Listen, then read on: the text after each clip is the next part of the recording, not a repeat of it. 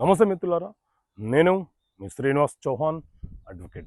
మిత్రులారా, ఏదైనా ఒక జాయింట్ ఖాతాకు సంబంధించిన వివాదము ఇద్దరు వ్యక్తుల మధ్య లేకపోతే ఒక సమూహం మధ్య ఏర్పడ్డప్పుడు ఎప్పటి వరకు దావా వేసుకోవడానికి అవకాశం ఉంటుంది.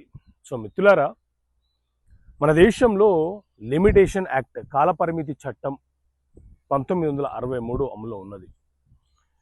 ఈ చట్టం ఏం చెప్తుంది అని అంటే, ఏదైనా ఒక వివాదము ఇద్దరు వ్యక్తుల మధ్య లేకపోతే ఒక సమూహం మధ్య ఏర్పడినప్పుడు కేసు ఎప్పటిలోపు ఏ కాలపరిమితి లోపు ఫైలు చేసుకోవాలో చెప్పే చట్టమే ఈ కాలపరిమితి చట్టం 1963.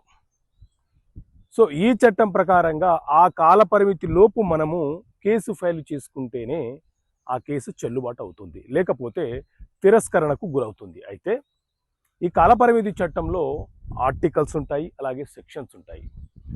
ఆర్టికల్ 1 ఏం చెప్తుంది అని అంటే, ఏదైనా ఒక జాయింట్ అకౌంట్కి సంబంధించిన వివాదము ఇద్దరు వ్యక్తుల మధ్య లేకపోతే ఒక సమూహం మధ్య ఏర్పడినప్పుడు ఆ వివాదానికి సంబంధించి మనం న్యాయస్థానంలో కేసు ఫైలు చేసుకోవాలనుకుంటే 3 సంవత్సరాల లోపు మాత్రమే కేసు ఫైలు చేసుకోవాలి.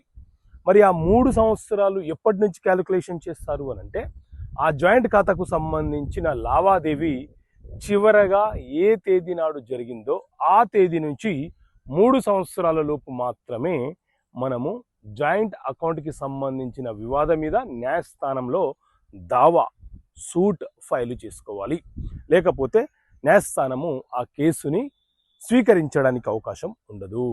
ఓకే మిత్రులారా, థ్యాంక్ యూ. జై హింద్.